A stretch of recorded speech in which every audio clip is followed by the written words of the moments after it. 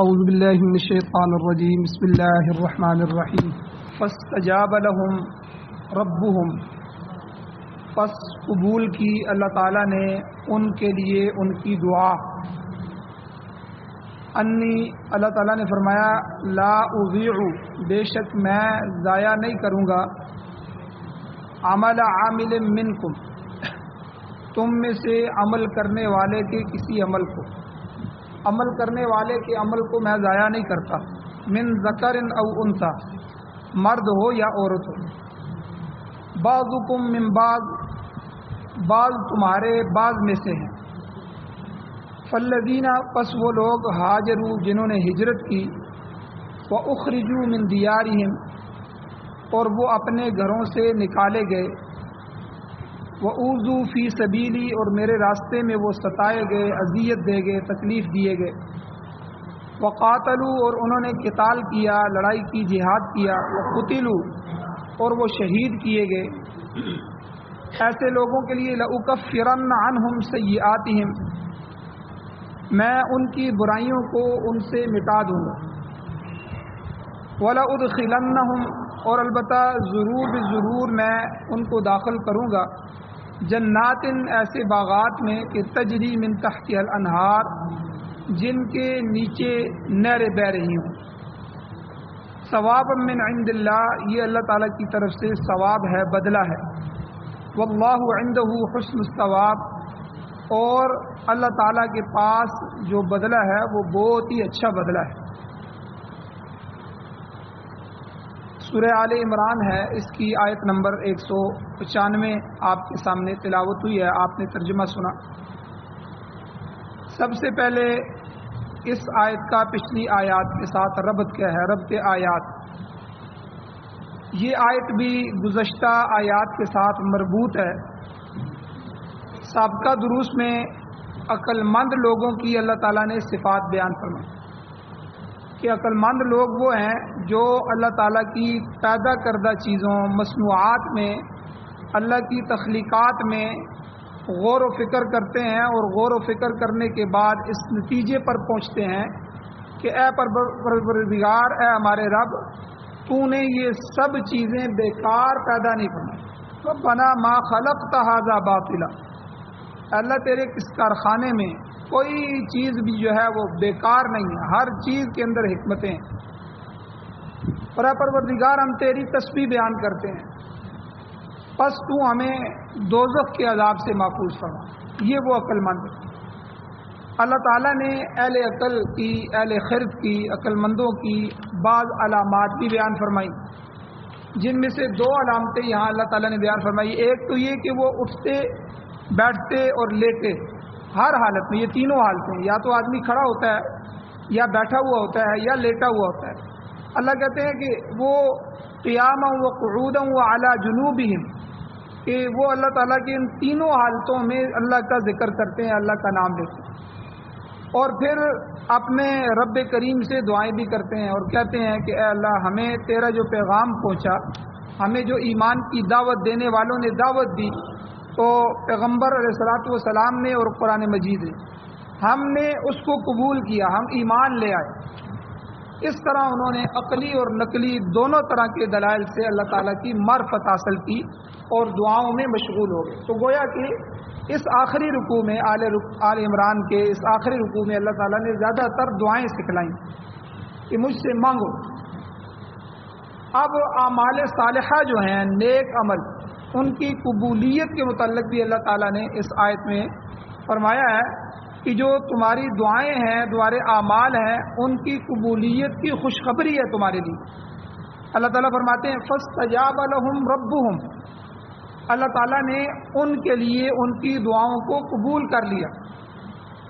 جب ان لوگوں نے غور و فکر کے نتیجے میں دعوت ایمان پر لبیک کہا، اور اللہ کے رسول پر ایمان لے آئے، اور اللہ کا ذکر کیا، اور اللہ کے سامنے گڑ گڑا کر دعائیں مانگی، تو اللہ تعالیٰ کہتے ہیں فاستجاب لهم ربهم، اللہ تعالیٰ ان کی دعاؤں کو شرف قبولیت بخشتا ہے، اللہ ان کی دعاؤں کو قبول فرماتا ہے۔ اور دوسری بات اللہ نے فرمائی، انی لا اضیع عمل عامل منکم، یہ پکی ٹھکی بات ہے۔ اللہ کہتے ہیں بے شک میں کسی عمل کرنے والے کے عمل کو ضائع نہیں کرتا. کوئی آدمی عمل کرے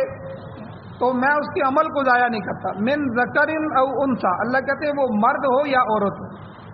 دونوں طبقوں میں سے، مرد اور عورت میں سے کوئی بھی کوئی عمل کرتا ہے تو میں اس کے ہر عمل کو قبول کرتا ہوں، اس کے عمل کو ضائع نہیں ہونے دیتا. اب عمل سے یہاں مراد نیک اعمال ہے، کیونکہ عمل تو برا بھی ہو سکتا ہے، برے عمل بھی تو برے عمل ہوتے ہیں. تو یہاں عمل سے مراد نیک عمل ہے، کیونکہ جو برا عمل ہے اس سے تو پناہ مانگنے کا حکم دیا گیا ہے، برے عمل کو تو اللہ پسند نہیں کرتے. اس لیے یہاں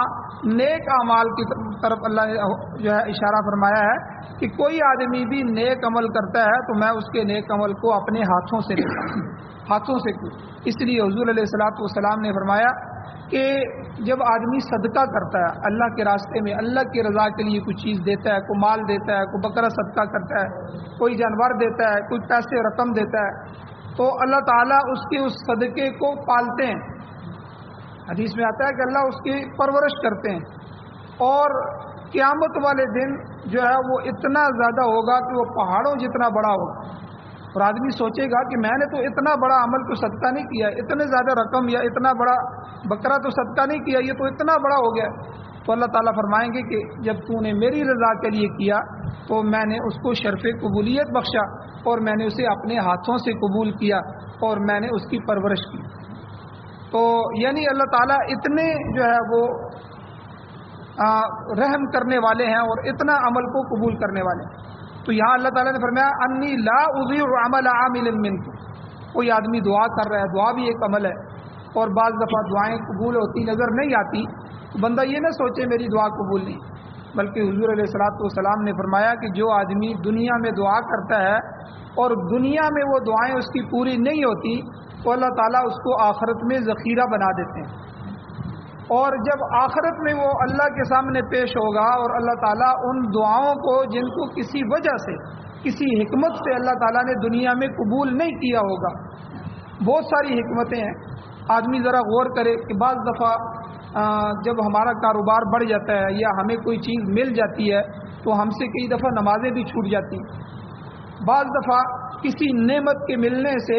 آدمی بگڑ بھی جاتا ہے، تو بعض دفعہ کئی اور حالات بھی سامنے آ جاتے ہیں.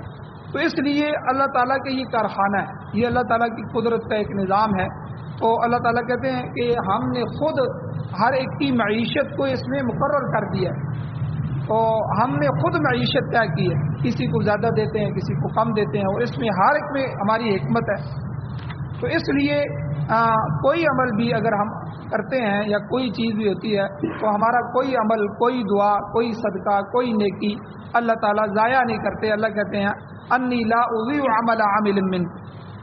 پھر نیک اعمال میں سر فہرست سب سے اعلیٰ عمل جو ہے وہ ایمان باللہ ہے، سب سے اعلیٰ اللہ پر ایمان لانا. تو حضور نبی کریم صلی اللہ علیہ وسلم سے پوچھا گیا، حدیث میں آتا ہے کہ حضور سے صحابہ نے فرمایا کہ حضور یہ ارشاد فرمائیں کہ ای الاعمال افضل، کون سا عمل آپ کے ہاں، اللہ کے ہاں سب سے زیادہ افضل ہے؟ تو حضور علیہ السلام نے ارشاد فرمایا الایمان باللہ، یعنی اللہ تعالیٰ کی وحدانیت پر ایمان لانا سب سے افضل عمل ہے. اب ایمان ہوگا تو نمازیں قبول ہوں گی، اگر ایمان اور عقائد درست ہوں گے تو اس کے بعد اعمال قبول ہوں گے. اس لیے سر فہرست جو ہے وہ ایمان، اللہ تعالیٰ کی وحدانیت پر ایمان ہے. پھر اس کے بعد دیگر جو اعمال ہیں ان میں من جملہ نماز بھی ہے، جہاد بھی ہے، والدین کی خدمت ہے، وغیرہ وغیرہ جتنے نیک اعمال ہیں ان کے درجات پھر اس کے بعد آتے ہیں. تاہم تمام اعمال کی جڑ اور بنیاد جو ہے وہ ایمان ہے. تو بہرحال فرمایا جو بھی نیک عمل کرے، مرد ہو یا عورت ہو، اس کا عمل ضائع نہیں کرتا. اب یہاں ایک نقطہ علماء نے بیان فرمایا ہے کہ یہاں مرد و زن، مرد اور عورت کا خاص طور پر اللہ نے ذکر فرمایا. حالانکہ اللہ ویسے بھی کیا دیتے انی لا اضیع عمل عامل منکم، تم میں سے کوئی بھی عمل کرے گا تو میں اس کے عمل کو ضائع نہیں کرتا. تو ایک جملہ اللہ نے الگ کیوں ذکر کیا، من ذکر او انثی، کہ وہ مرد کر رہا ہو یا عورت کر رہے ہیں، مرد اور عورت میں سے کوئی بھی نیک عمل کرے گا میں اس کو قبول کروں گا.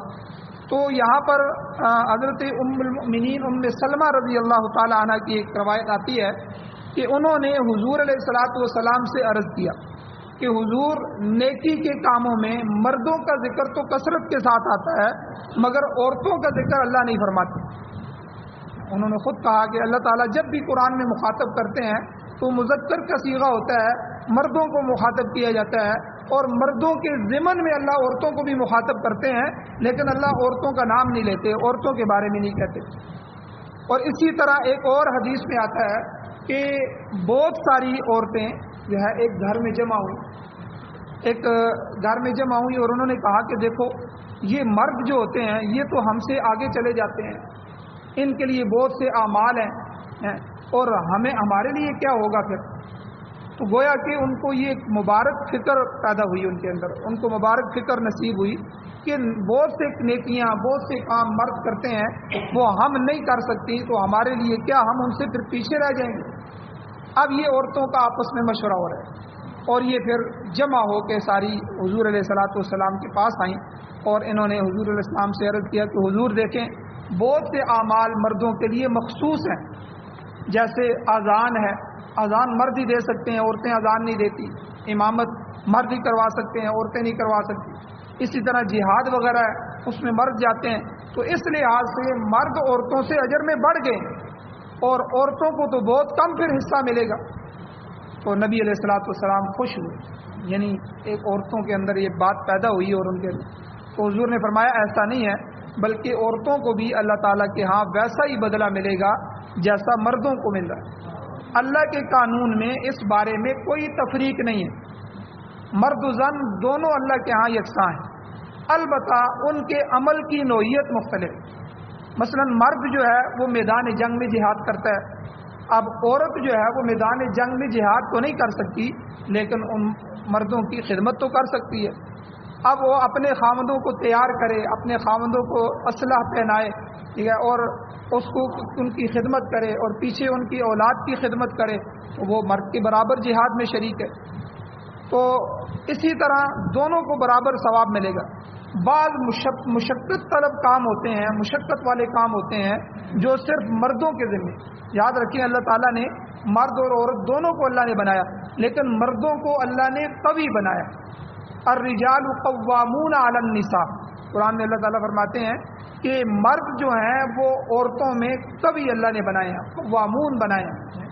اب جو کام ہے پھر کام کی بھی اللہ نے تقسیم کر دی، مرد اور عورت دونوں دنیا میں آئے ہیں، دونوں نے کچھ نہ کچھ کام کرنے ہیں، دونوں کے ذمہ کام لگائے ہیں۔ اب جو کام مشقت والے تھے، مجاہدے والے تھے، تکلیف والے تھے، وہ کام اللہ تعالیٰ نے مردوں کے ذمہ لگا دی، اور جو کام ہلکے تھے،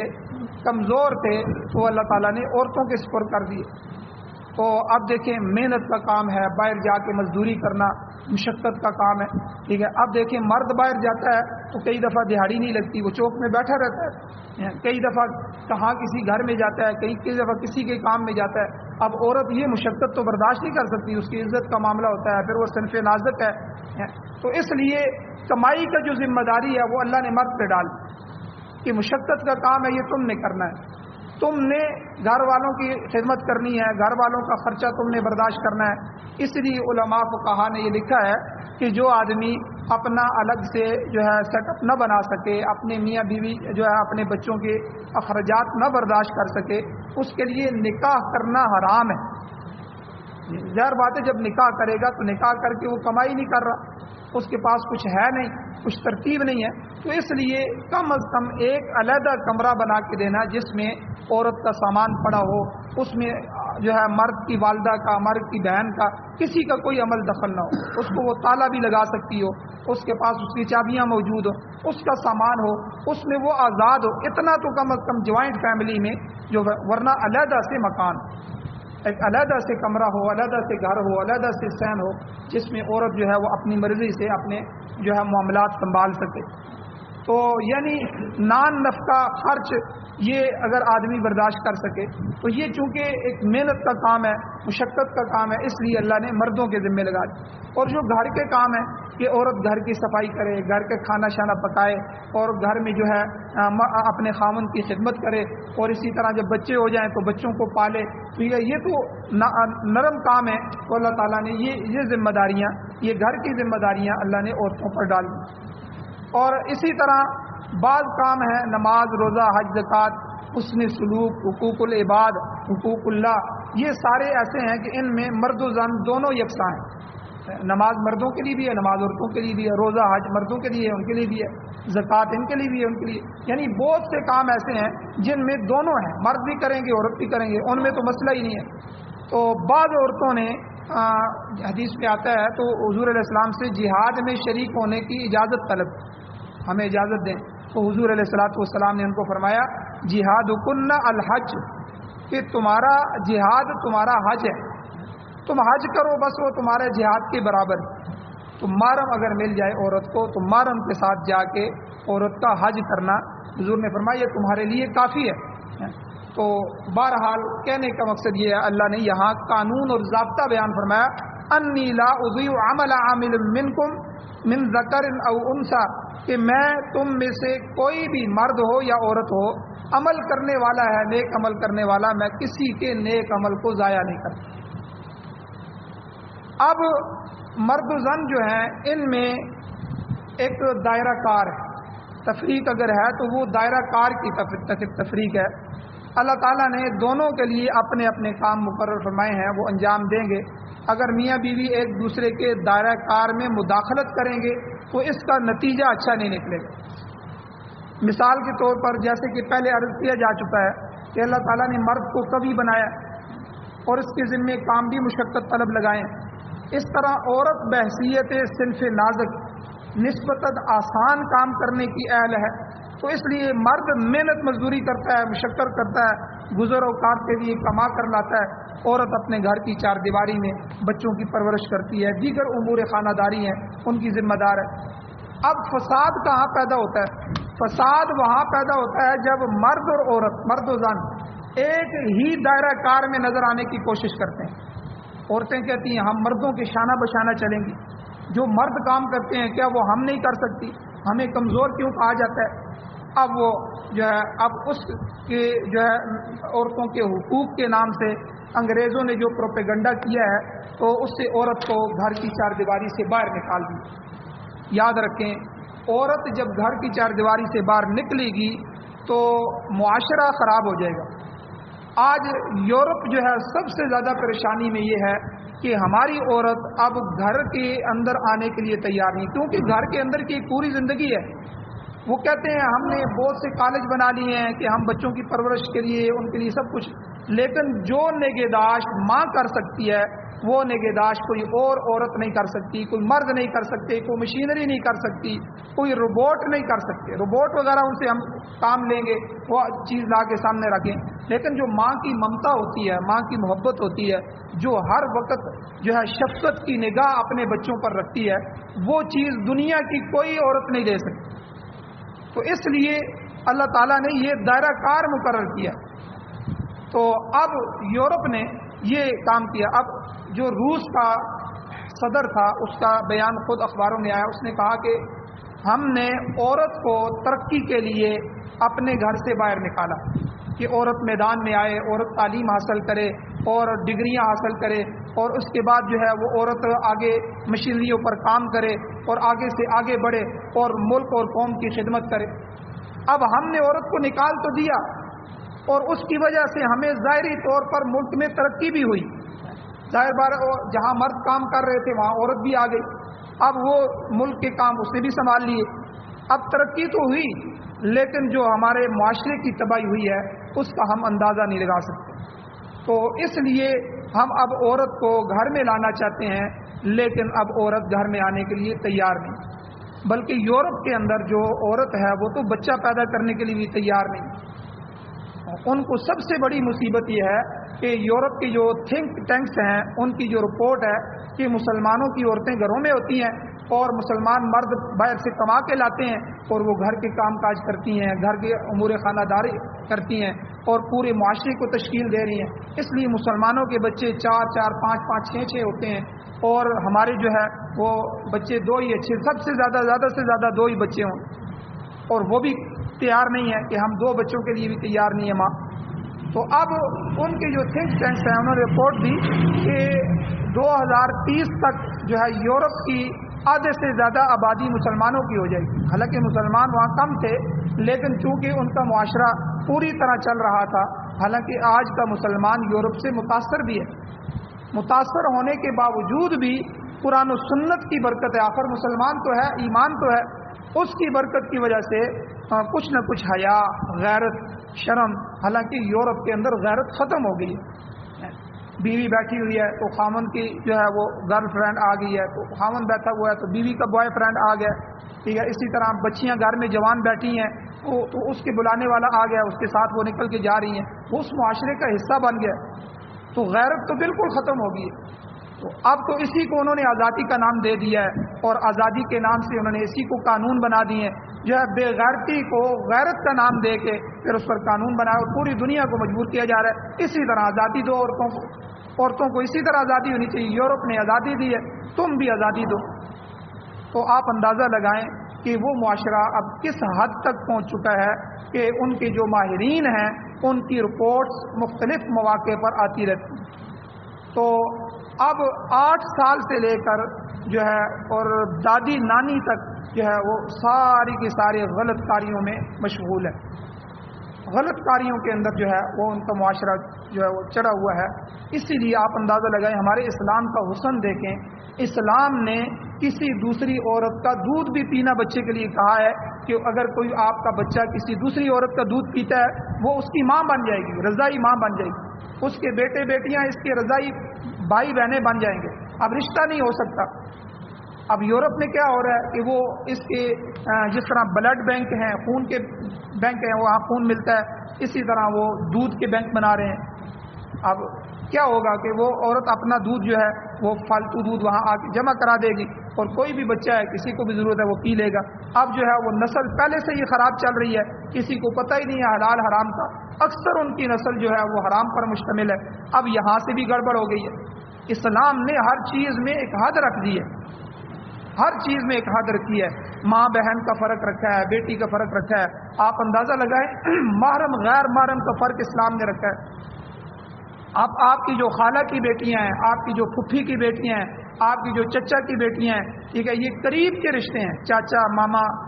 پھوپھی، خالہ، یہ 4 رشتے بالکل ماں اور باپ کی طرف سے بالکل قریب کے ہوتے ہیں۔ تو ان کے بیٹے بیٹیاں بھی ایک دوسرے کے لیے غیر محرم ہیں۔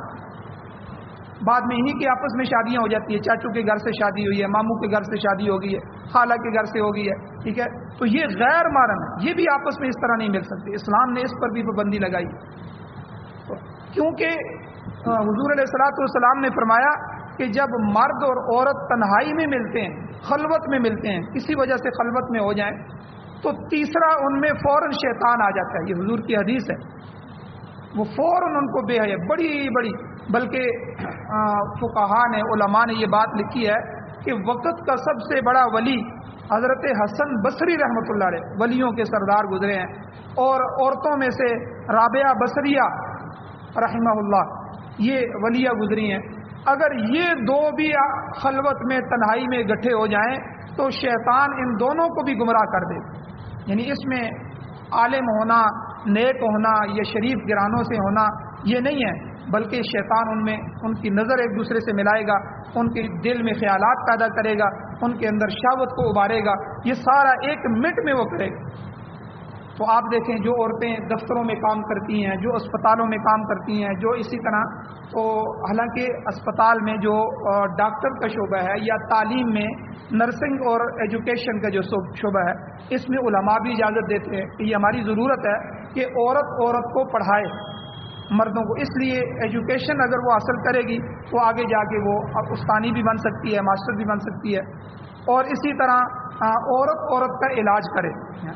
عورت کے اعضاء مرد ڈاکٹر کے سامنے نہیں کھلنے چاہیے، حتی الامکان کوشش یہ ہو عورت علاج کرے۔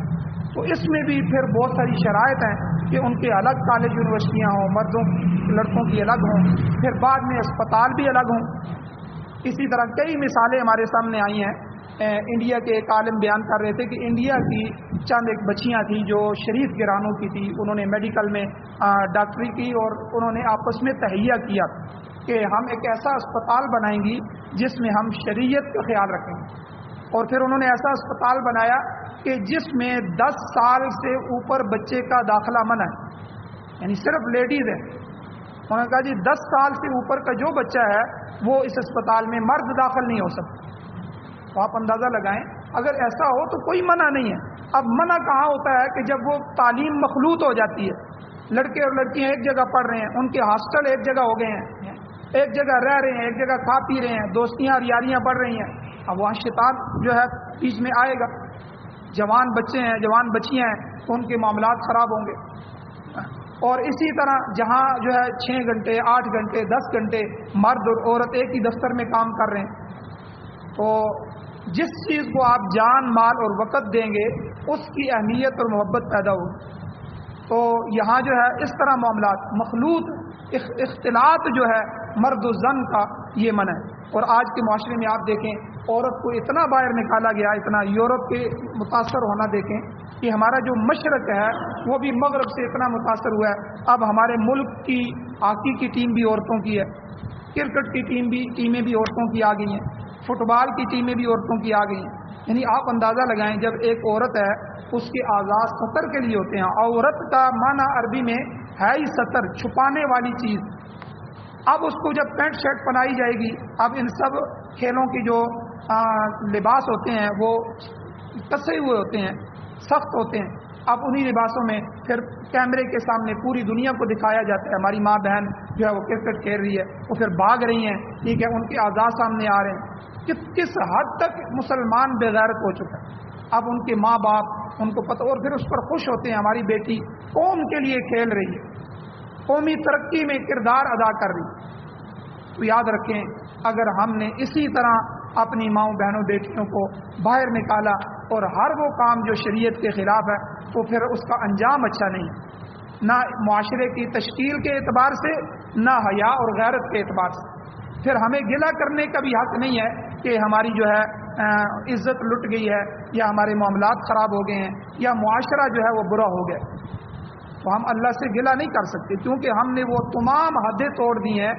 تو جو حدیں اللہ نے مقرر کی. تو بہرحال یہاں اللہ تعالیٰ نے عورت اور مرد کے درمیان ایک دائرہ کار متعین کیا ہے کہ مرد یہاں تک کام کر سکتا ہے, اس کے بعد یہ کام عورت کا ہے. تو فساد کہاں سے شروع ہوتا ہے کہ جب جو ہے عورت مردوں کے شانہ بشانہ چلنے کی کوشش کرتی ہے, تو اسی سے معاشرے میں خرابیاں پیدا ہو رہی ہیں جس کا نتیجہ آگے جا کے بے حیائی اور فحاشی کی صورت میں نکل رہا ہے. اس غلط رجحان نے اذہان کو, ذہنوں کو شیطان کی جولانگاہ بنا دیا ہے. جب عورتیں دفتروں میں, کارخانوں میں, فوج میں, پولیس میں, بازاروں میں, کھیل کے میدانوں میں مردوں کے دوش بدوش چلیں گی, شانہ بشانہ چلیں گی, تو نتیجہ ظاہر ہے معاشرے میں فساد آئے گا. اب تو عورتیں اس سے بھی آگے نکل گئی ہیں, وہ تو ممبر بن رہی ہیں, ممبر اسمبلی بن رہی ہیں, اسمبلیوں میں, وزارتوں میں اور مجالس شورا میں, ہر جگہ ہر مقام پر ان کا حصہ مقرر کیا گیا. حالانکہ یاد رکھیں کسی عورت کا ممبر بننا, حتیٰ کہ کونسلر بننا بھی جائز نہیں. اب ایک عورت ہمارے محلے کی کونسلر ہے تو وہ جا کر سارے جو مختلف محلوں کے کونسلر جب اجلاس ہوتا ہے جمع ہوں گے تو وہاں جا کر ان کے مردوں کے درمیان بیٹھی ہوگی. ظاہر بات ہے اس کو پردے میں الگ تو نہیں بٹھایا جائے. پھر وہاں وہ بھی باتیں کر رہی ہیں, پھر آپس میں اسمبلیوں میں جو تماشا ہمیں دیکھنے میں ہوتا ہے, جوتیاں اتار اتار کے ایک دوسرے کو مار رہی ہیں, ننگی گالیاں دے رہی ہیں اور عورتوں کی بے حرمتی ہو رہی ہے. تو یہ ساری چیزیں آج کل میڈیا میں بھی آ چکی ہیں. تو یہ سب کچھ جو ہے عورت کا. پھر عورت آواز اٹھاتی ہے, مرد ہمارے حقوق ادا نہیں کرتا, مرد ہمارے جو ہے ہماری بے عزتی کرتے ہیں, مرد ہمیں سمجھتے نہیں ہیں. تو وجہ کیا ہوئی ہے کہ عورت کو مردوں نے نکالا بڑے طریقے کے ساتھ, یورپ نے, پھر مشرق نے نکالا, اور یہ بے وقوف عورت ان کے کہنے پر گھر سے باہر نکلی, جس کی وجہ سے اب اس کی عزت پامال. تو اس لیے ان تمام تفصیلات کو اخبارات میں دیکھا جا سکتا ہے. یہ آتی رہے عورت کے ذمے گھر کا کام کہا جائے, گھر کی دیکھ بھال ہے. اللہ تعالیٰ نے ان کے متعلق بہت سے احکام, سورہ نساء اگلی آ رہی ہے, آگے ابھی ایک رکوع بعد سورہ نساء, بے شمار عورتوں کے مسائل اس میں آئیں گے جو اللہ تعالیٰ نے سورہ نساء کے اندر بیان. سورہ طلاق ہے اور سورہ تحریم ہے وغیرہ وغیرہ, اس طرح کی کئی صورتیں ہیں جن میں اللہ تعالیٰ نے عورتوں کے متعلق مسائل بیان فرمائے ہیں, اور ان صورتوں سے ہمیں عورتوں کا دائرہ کار بھی پتہ چلتا ہے. تو لہٰذا ان کی بھلائی اپنے دائرہ کار میں رہنے کے اندر ہی ہے, اس سے تجاوز کرنا یہ شر اور فساد کا موجب ہے. بہرحال اللہ تعالیٰ نے فرمایا کہ مرد و زن کے ذمے بھی جو بھی فرائض ہیں ان کی ادائیگی پر اللہ تعالیٰ کسی عمل کرنے والے کے عمل کو ضائع نہیں کرتے. جو بھی نیک عمل کرے گا اللہ تعالیٰ دونوں کے اعمال کو قبول فرمائے گا. اللہ کے ہاں مرد اور عورت میں اس حساب سے فرق نہیں ہے کہ عورت کی نیکی آدھی ہو جائے گی اور مرد جو ہے اس کی نیکی بڑھ جائے گی، بلکہ اللہ کے ہاں دونوں کا عمل یکساں ہے، دونوں برابر میں نیکیوں میں شریک ہے. اللہ تعالیٰ سے دعا ہے اللہ ہمیں عمل کی توفیق عطا فرمائے. آمین. الحمدللہ رب العالمین والعاقبۃ للمتقین والصلاۃ والسلام علی رسولہ النبی الامی الکریم. یا اللہ ہماری کمیوں کوتاہیوں کو معاف فرمائیے، درگزر فرمائیے، صغیرہ کبیرہ گناہوں کو معاف فرمائیے. یا اللہ قرآن و سنت کو سننے، سمجھنے، اس پر عمل کرنے، اس کو ہمارے معاشرے میں لاگو کرنے کی توفیق عطا فرما. یا اللہ قرآن و سنت کی حکومت نصیب فرما، قرآن و سنت کا نظام نصیب فرما. قرآن و سنت کو پورے پاکستان میں، پوری دنیا میں بطور آئین، بطور دستور، بطور ضابطۂ حیات ہمارے مقدر فرما. یا اللہ ہماری لغزشوں سے درگزر فرما. یا اللہ ہمارے حال پر رحم فرما. یا اللہ جو امت کے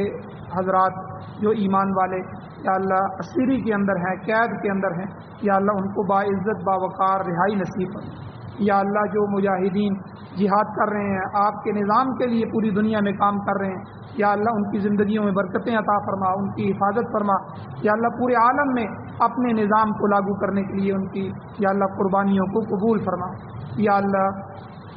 جو حضرات پریشان حال ہیں ان کی پریشانیوں کو دور فرما. یا اللہ آسانیاں پیدا فرما. یا اللہ جو بیمار ہیں ان کو شفا عطا فرما.